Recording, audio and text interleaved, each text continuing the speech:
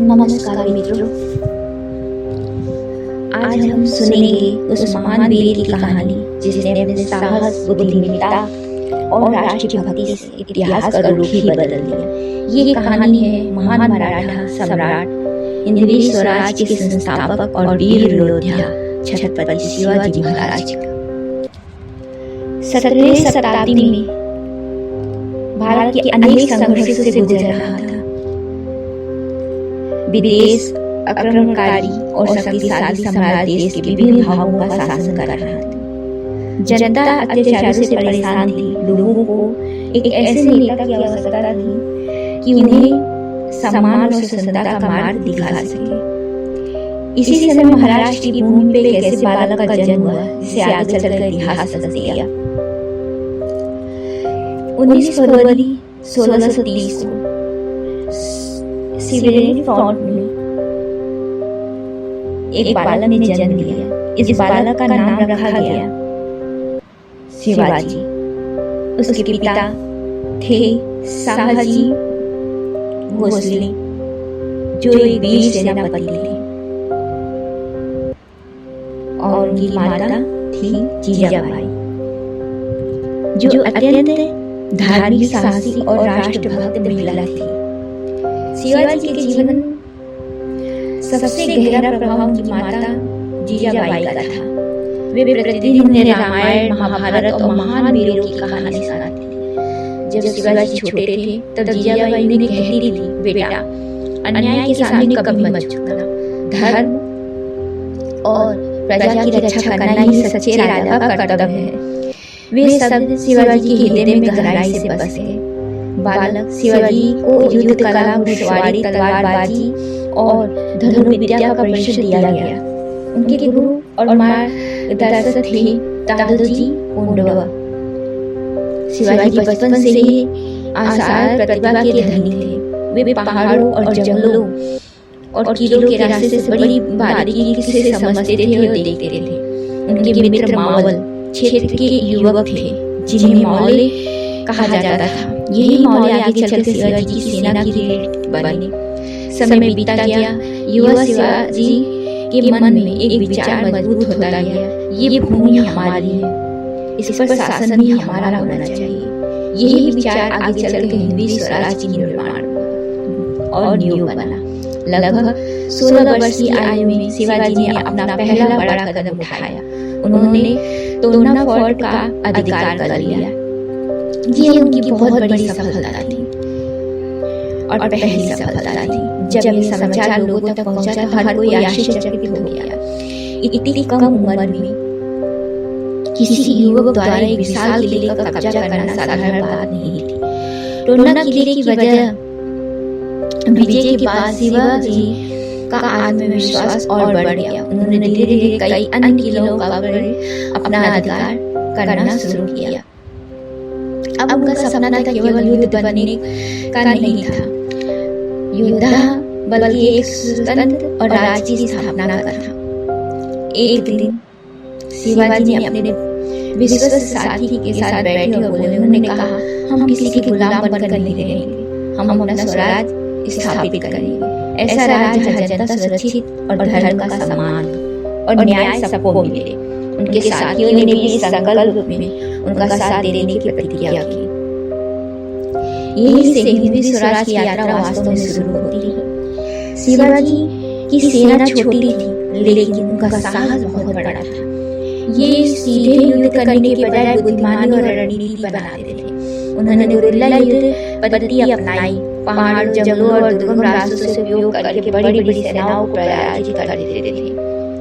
धीरे धीरे उनकी शक्ति बढ़ने लगी। लोग उन्हें अपना रक्षक मानने लगे।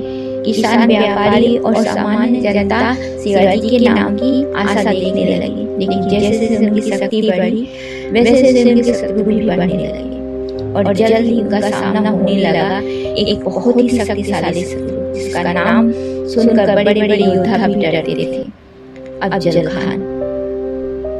अफजल खान पिछले भाग में आपने जो भी सुना वो शिवाजी के स्वराज और सपना जिन्होंने देखा और उस किले पे अधिकार पाकर उन्होंने शक्ति बढ़ा। अब उनकी बढ़ती ताकत बीजापुर सल्तनत के चिंतित हो चुकी थी। बीजापुर के दरबार में चर्चा होने लगी थी, यदि शिवाजी को अभी नहीं रुका तो वो बहुत शक्तिशाली बन जाएगा। तब बीजापुर के सुल्तान ने सबसे खतरनाक सेनापति अफजल खान को शिवाजी को समाप्त करने भेजा। अफजल खान एक विशालकाय, अनुभवी और क्रूर योद्धा माना जाता था।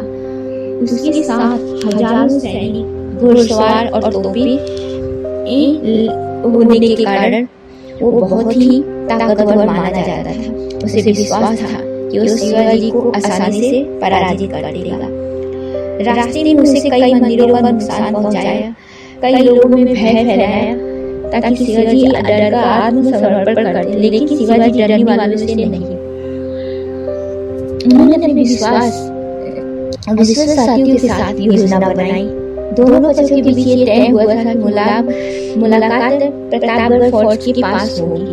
शर्त ही दोनों केवल अंगरक्षकों के साथ आएंगे, लेकिन शिवाजी जानते थे अफजल खान विश्वासघात कर सकता है, इसलिए उन्होंने अपने वस्त्रों के अंदर लोहे का कवच पहना और हाथ में गुप्त रूप से बकनगा तथा कटार छिपा ली। मुलाकात के एक दिन आया। अफजल खान ने शिवाजी को गले लगाया, लेकिन अचानक उन्हें दबाकर कटार से वार करने का प्रयास किया। कवच के कारण शिवाजी बच गए। क्षण में शिवाजी ने बकनखे से पलटवार किया। अफजल खान घायल होकर पीछे हट गया। इसके बाद शिवाजी के सैनिकों ने हमला कर दिया। कुछ ही समय में अफजल खान का अंत हो गया। यह समाचार पूरे भारत में फैल गया। लोगों को विश्वास ही नहीं हुआ कि युवा मराठा नेता ने इतने शक्तिशाली सेनापति को पराजित कर दिया। ये शिवाजी के जीवन का सबसे महत्वपूर्ण विजय में से एक थी। अफजल खान के मारे जाने पर बीजापुर की सेना में अफरा तफरी मच गई। शिवाजी के सैनिकों को अवसर का लाभ उठाया। उन्होंने दुश्मन की सेना चारों ओर से घेर लिया। मराठा सैनिकों का उत्साह चरम पर था। वे अपने स्वराज के लिए लड़ रहे थे। उसी समय बीजापुर की सेना पराजित हो गई। इस विजय के बाद शिवाजी की प्रतिष्ठा और बढ़ गई। अब केवल महाराष्ट्र ही नहीं बल्कि दूर दूर के लोग उनके साहस की चर्चा करने लगे। प्रतापगढ़ की विजय के बाद शिवाजी ने अनेक किलों और क्षेत्रों पर अपना अधिकार मजबूत किया। उन्होंने अपनी सेना को और संगठित किया, सैनिकों के अनुशासन का पालन करने का आदेश दिया। उन्होंने स्पष्ट कहा किसी भी महिला का अपमान नहीं होना चाहिए, किसी निर्दोष व्यक्ति को कष्ट नहीं दिया जाएगा। उस समय युद्धों में ये बहुत बड़ी बात होती थी। शिवाजी केवल एक योद्धा नहीं थे बल्कि एक आदर्श भी थे। शिवाजी की बढ़ती शक्ति पर केवल बीजापुर ही नहीं बल्कि मुगल साम्राज्य भी चिंतित हो विशेष बन चुका था। दिल्ली के सिंहासन पर बैठा शक्तिशाली मुगल सम्राट औरंगजेब को यह स्वीकार नहीं था। एक मराठा राजा इतनी तेजी से कैसे शक्तिशाली बन सकता है। उसने निश्चय किया अब शिवाजी को रोकना ही होगा। यहीं से शुरू हुआ शिवाजी और मुगलों के बीच संघर्ष की और नई कहानी। इस संघर्ष के सामने आने वाला एक ऐसा प्रसंग जिसे शिवाजी की बुद्धिमत्ता और साहस ने पूरी दुनिया को सामने उजागर कर दिया था। शाइस्ता खान पर हमला। अब उसका सबसे विश्वसनीय सेनापति औरंगजेब का शाइस्ता खान को विशाल सेना के साथ दक्षिण भारत भेजा गया। शाइस्ता खान लाखों सैनिकों के साथ महाराष्ट्र पहुंचा। उसने कई क्षेत्रों पर कब्जा कर लिया था, अतः पूरे तक पहुंचा गया। इतना ही नहीं, शिवाजी महाराज के बचपन का निवास लाल महल में ही अपना डेरा जमा लिया। ये सुनकर मराठा सैनिक क्रोधित हो गए, लेकिन शिवाजी जानते थे सीधी लड़ाई में विशाल मुगल सेना हराना कठिन हुआ। उन्होंने अपनी सबसे बड़ी शक्ति रणनीति का उपयोग कर निर्णय लिया। एक रात शिवाजी ने अपने चुनिंदा मामलों को बुलाया। उन्होंने कहा हम दुश्मन के हिले पर वार करेंगे। योजना अत्यंत साहसी थी। कुछ सैनिकों ने विवाह बारात का वेश धारण किया, कुछ सामान्य नागरिकों के रूप में शहर में प्रवेश कर गए। मुगल सैनिकों को कोई संदेह नहीं हुआ। रात गहराती के पूरा शहर सो चुका था। उसी समय शिवाजी ने अपने सैनिकों को लाल महल की ओर बढ़े।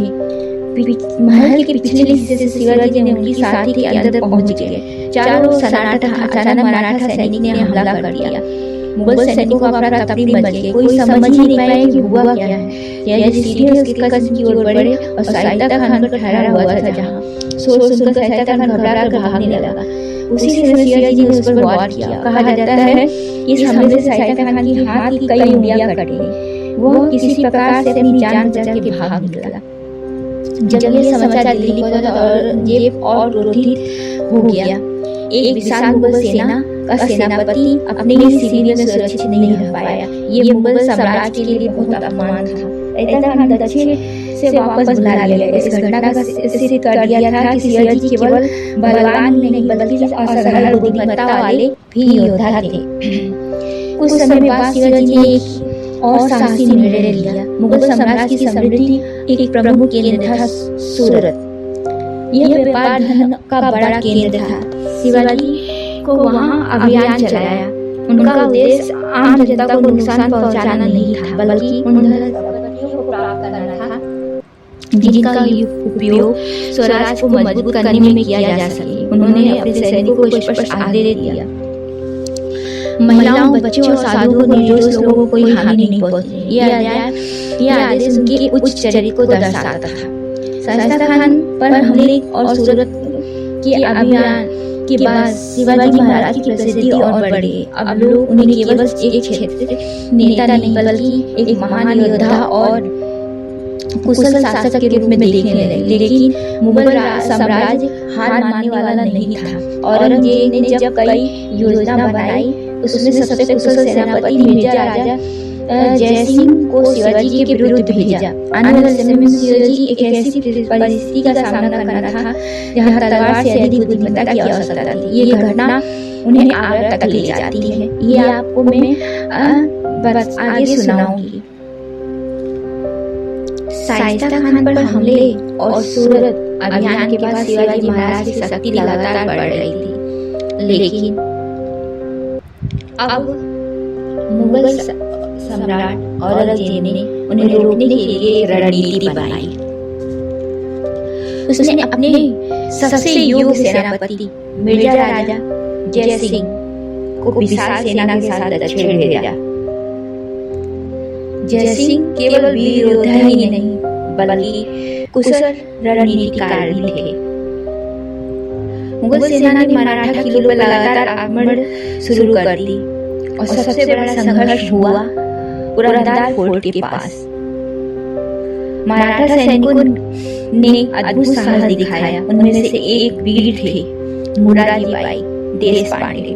उन्होंने मुगल सेना के सामने असाधारण पराक्रम दिखाया और अंतिम सांस तक युद्ध लड़ा। उनके बलिदान ने मराठा इतिहास में अमर स्थान प्राप्त किया है। लेकिन परिस्थिति कठिन थी। मुगल सेना संख्या और संसाधनों से बहुत बड़ी थी। शिवाजी महाराज समझ गए कि इस समय केवल योद्धा और युद्ध से समाधान नहीं मिलेगा। पुरंदर की जो संधि है 1665 में हुई।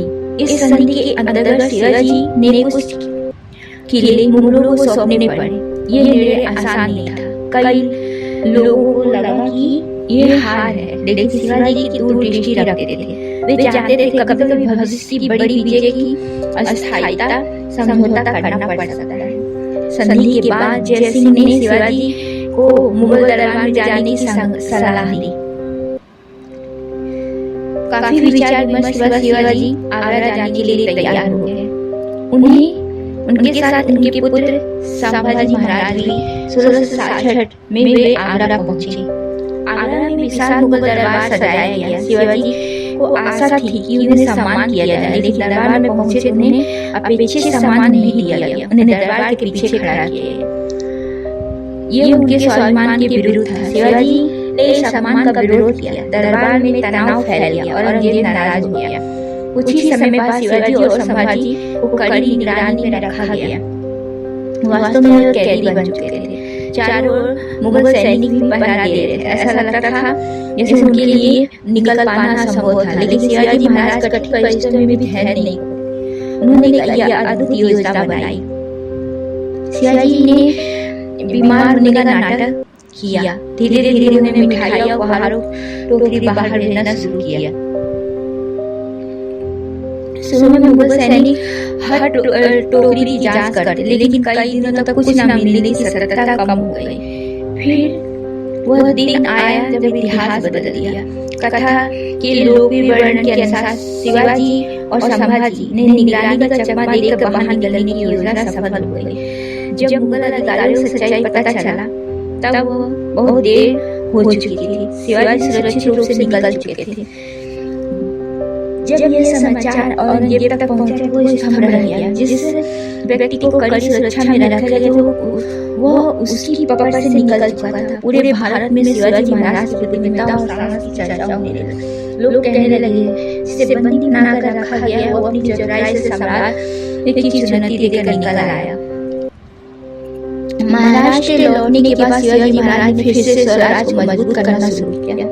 अब उनका अनुभव और आत्मविश्वास पहले से कहीं अधिक हो चुका था। उन्होंने निश्चय किया कि स्वराज शक्तिशाली और स्वतंत्र रूप से स्थापित करना है, लेकिन अभी उनको सबसे बड़ी उपलब्धि बाकी थी, छत्रपति के रूप में राज्याभिषेक। महाराष्ट्र लौटने के बाद शिवाजी महाराज अपने किलों और सेना प्रशासन को फिर से मजबूत करना शुरू किया। उन्होंने एक एक करके महत्वपूर्ण क्षेत्रों पर पुनः अधिकार स्थापित किया। मराठा सैनिकों का उत्साह चरम पर था। लोगों को विश्वास हो चुका था कि शिवाजी केवल एक योद्धा नहीं बल्कि जनता के सच्चे रक्षक हैं। गांव में, नगरों में, पहाड़ों में, किलों में एक ही नाम गूंजने लगा, शिवाजी महाराज की जय।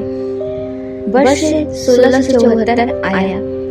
यह वो समय था कि सपना शिवाजी ने बचपन से देखा था, स्वतंत्र हिंदी स्वराज अब इतना शक्तिशाली हो चुका था कि विधिवत राज्याभिषेक किया गया। राज्याभिषेक के स्थान पर चुना गया महान रायगढ़ फोर्ट। देश भर में विद्वान, संत, योद्धा, प्रतिष्ठित व्यक्ति आमंत्रित किए गए। पूरा रायगढ़ उत्सव तक सजाया गया। 6 जून 1674 को इतिहास का गौरवशाली दिन आया। वैदिक मंत्रों के बीच शिवाजी महाराज का राज्याभिषेक हुआ। उन्हें छत्रपति की उपाधि प्रदान की गई। अब वे केवल सेनापति नहीं, वे स्वतंत्र हिंदी स्वराज के विधिवत सम्राट बन चुके थे। इस अवसर पर प्रजा की आंखों में आंसू भी थे। कई लोगों को सदियों बाद ये स्वतंत्रता राजा से मिला। शिवाजी महाराज केवल युद्ध कला में ही महान नहीं थे, वे एक उत्कृष्ट प्रशासक भी थे। उन्होंने शासन व्यवस्था को व्यवस्थित बनाने के लिए मंत्रियों को एक परिषद बनाई, जिसे अष्टप्रधान कहा जाता था। हर मंत्री का अपना अलग एक कार्य था। इससे प्रशासन अधिक प्रभावी बनने लगा। उस समय अधिकांश शासक केवल वसूलने का ध्यान देते थे, लेकिन शिवाजी महाराज किसानों की समस्या समझते थे। उन्होंने अधिकारियों को आदेश दिया कि किसानों के साथ अन्याय न किया जाए, सूखा, प्रकृति आपदा आने पर सहायता दी जाए। यही कारण था कि उन्हें अपना संरक्षक मानती थी। शिवाजी महाराज ने अपनी सेना को कठोर आदेश दिया कि किसी महिला का अपमान भी न किया जाए। युद्ध के समय महिलाओं और बच्चों को सुरक्षित और सुनिश्चित किया जाए। ये युग अत्यंत आसान बात न थी। उनका मानना था कि सच्चा योद्धा वही है जो निर्बलों की रक्षा कर सके। शिवाजी महाराज ने ये समझ लिया था कि समुद्र की सुरक्षा भी उतनी ही है महत्वपूर्ण है जितनी भूमि। इसलिए उन्होंने एक मजबूत नौसेना का निर्माण किया। उन्होंने समुद्र तट पर कई किले बनवाए और जहाजों पर एक बेड़ा तैयार किया। उनकी सैनिक शक्ति पश्चिमी तट की रक्षा का महत्वपूर्ण भूमिका निभा रही थी।